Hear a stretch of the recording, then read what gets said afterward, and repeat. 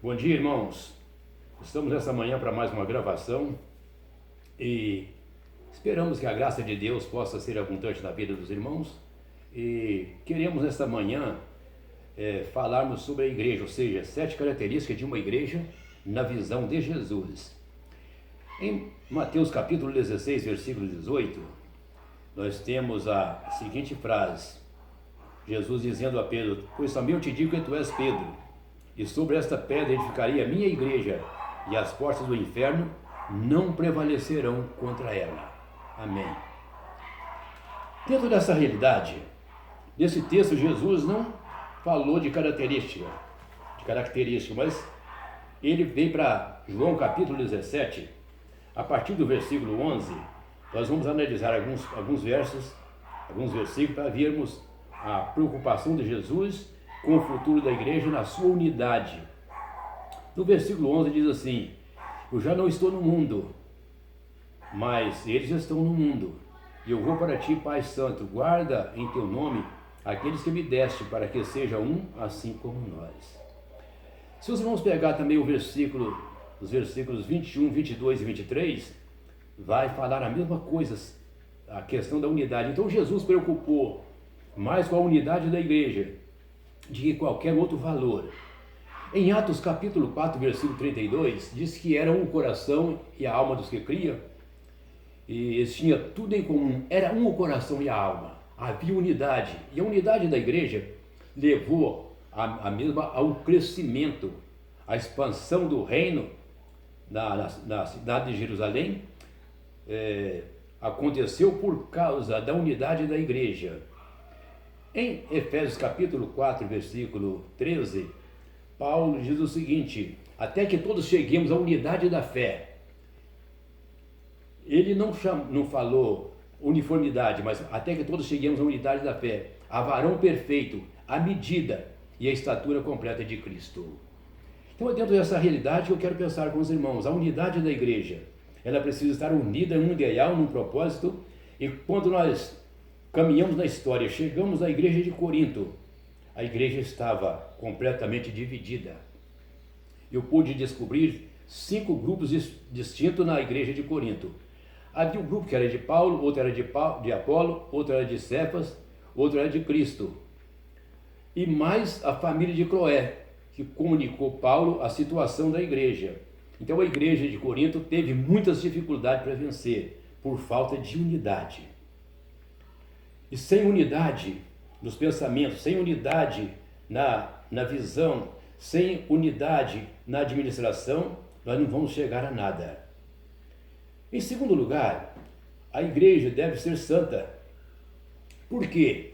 Quando Deus manda Ananias recuperar a visão de Saulo, ele diz assim: "Senhor, quantos males esse homem tem feito aos teus santos em Jerusalém?" Então o conceito de santo que se tem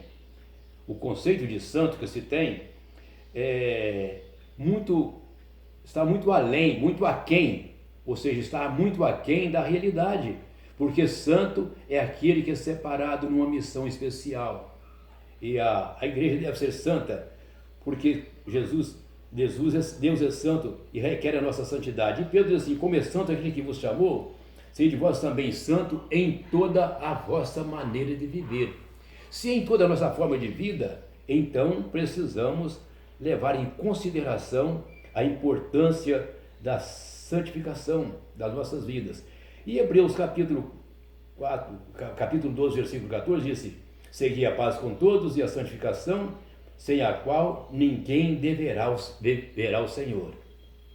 Ninguém verá o Senhor. Então é a realidade que nós precisamos de santificação. E terceira característica da igreja, ela deve ser visionária e missionária. Porque Jesus, ao ressuscitar dos mortos, o que ele fez? Ele ordenou a igreja, lá em Mateus capítulo 28, diz: "Portanto, ide." Ele não perguntou se os discípulos queriam ou se podia, mas ele ordenou: "Portanto, ide." Então, missões nasceu no coração de Deus, porque ele enviou seu próprio Filho numa missão especial. Numa missão especial. E Jesus veio e deu a sua vida. Ele diz que não veio para ser servido, mas para servir e dar a sua vida em resgate de muitos. dar a sua vida em resgate de muitos. A igreja missionária é aquela que ama aquela pessoa que ele não conhece. Porque quando enviamos nossa oferta de missões, nós não sabemos para onde ela vai. Sabemos que ela pode produzir frutos extraordinários. Estive visitando um missionário lá na divisa do Acre com Rondônia, e eu achei interessante, aquele missionário me falou o seguinte, que um garoto mandou para ele 25 centavos na época, em tempos passados, lá na década de 90, e disse para ele: pastor, é a única coisa que eu tenho, esses 25 centavos, eu estou mandando para o Senhor. Ele disse que aquele 25 centavos, ele comprou um vidro de pirona, e foi suficiente para aplacar a febre de muitas pessoas naquela comunidade. Então, 25 centavos tem valor, sabendo quando é bem usado. Então a igreja precisa ser missionária, visionária e missionária, ter a visão de Jesus, e disse: levantai os vossos olhos e vede os campos que estão brancos para a ceifa. Então precisamos ter a mesma visão de Jesus.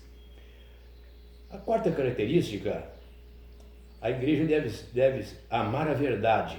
Por que a verdade? Porque Jesus é a verdade. Ele disse: eu sou o caminho e a verdade e a vida. E a verdade é absoluta. A verdade que é Jesus é absoluta. Ela é imutável.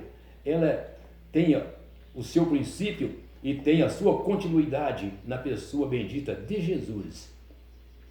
A igreja deve amar a verdade, defender a verdade. Quando Jesus diz: conhecereis a verdade vos libertará. E João, uma de suas cartas, ele diz assim, que se alegrava por saber que aquela igreja andava na verdade. Então, verdade é valor extraordinário. O próprio Jesus disse que ninguém pode contra a verdade, senão pela verdade. A quinta característica de uma igreja: a igreja está no mundo, mas não é do mundo. Ele disse, no versículo 11, o versículo 11 diz assim: eu já não estou no mundo, mas eles estão no mundo. Então nós estamos no mundo, mas somos aqui peregrinos, somos forasteiros. Breve estaremos deixando essa pátria brasileira, cada um deixando a sua pátria, remidos por Cristo, irão ao seu encontro para receber o seu devido galardão, a sua devida recompensa. E assim é a missão da igreja. A igreja é também como um sanatório, porque ela pega a pessoa na sua enfermidade, no pecado, e ela consegue ser transformada numa nova criatura quando a igreja cumpre o seu papel, cumpre a sua missão com alegria e singeleza de coração. Então a igreja está no mundo, mas não é do mundo. Somos cidadãos do reino dos céus. Paulo, escrevendo aos Gálatas, diz que a nossa cidade está no céu, de onde aguardamos o Senhor Jesus Cristo, ou seja, carta de Paulo aos Colossenses. Mas, dentro dessa visão da igreja no mundo, ela deve ser testemunhar da graça de Deus, como Jesus manifestou, como Jesus testemunhou e deu testemunho da pessoa de Deus. A sua vida foi a vida de exemplo, a vida de obediência, a vida de dedicação.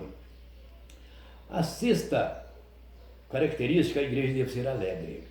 Quando eu digo a igreja deve ser alegre, não é uma igreja extravagante, mas uma igreja que se alegra sobre a liderança do Santo Espírito de Deus. Ela alegra o coração de Deus com seus atos, com suas atitudes, com seu viver diário.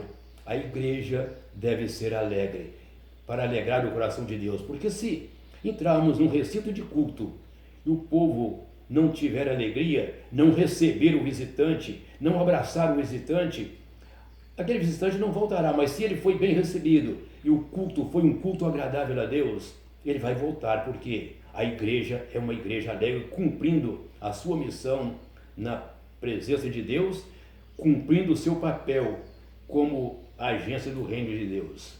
Assim a igreja deve ser alegre. E Jesus diz assim: para que a minha alegria seja completa. E parece que o versículo 23 diz isso. O versículo 23 diz: para que a minha alegria seja completa. Interessante que no ministério de Jesus, o texto declara uma única vez que ele se alegrou, assim mesmo se alegrou em espírito. Mas aqui ele diz que quando a igreja cumpre o seu papel, a sua alegria completa. E a última, ou a sétima característica, para que veja a minha glória. Vamos ver os versículos 24 desse texto de João 17. Ele diz assim: Pai, aqueles que me deste, quero que onde eu estiver também estejam comigo, para que vejam a minha glória que me deste para aqui, porque tu me amaste desde a fundação do mundo. Então, nesse texto, Jesus deixou claro no versículo 24 que a glória que o Pai lhe deu não está restrito a ele, mas ele quer que todos os remidos participem desta beleza que é a glória que ele recebeu. Interessante, é tão importante, porque quando Moisés esteve no Monte da Transfiguração, quando ele desceu do monte, a sua face era resplandecente. Quando Jesus manifestou, os transfigurou diante dos discípulos, conforme Mateus capítulo 17, Pedro, Tiago e João, Pedro esqueceu da sua existência e dos seus colegas, seus companheiros de ministério. E quando Jesus manifestou a Saulo na estrada de Damasco, ele caiu por terra e cego diante da glória de Deus. Enfim, a beleza da glória de Deus. E assim caminhamos, e assim vivemos, mas sabendo que Jesus quer repartir comigo a sua glória. E nós às vezes queremos a glória para nós, mas ele não quer somente para ele, ele quer também para mim. Que Deus, pois, nos abençoe nesta manhã e nos dê graça para vencermos os dias maus. Nós vamos orar. Amado Deus e Pai, nós estamos diante do Senhor nesta manhã, agradecido pela paz que nos dá, agradecido pela salvação que o Senhor nos garante em Cristo Jesus. Agradecemos, ó Deus, o cuidado do Senhor para conosco, quando o Senhor tem estendido a tua mão de misericórdia sobre o teu povo, sobre a igreja do Senhor, que ela seja, ó Deus, a cada dia uma igreja vitoriosa, uma igreja gloriosa, conquistando vidas, conquistando almas para o teu reino. E diante desses dias, ó Deus, que estamos vivendo, onde estamos limitados, não podemos abrir os templos, mas podemos reunir-nos e transmitirmos mensagem que glorifique o teu nome. Olha, Pai, para o futuro dessa causa, olha para o futuro desta nação brasileira, olha para o teu povo, e que seja este o momento de que muitas e muitas vidas possam render aos teus pés. Seja bendito o Senhor para todos sempre, em nome de Jesus. Amém.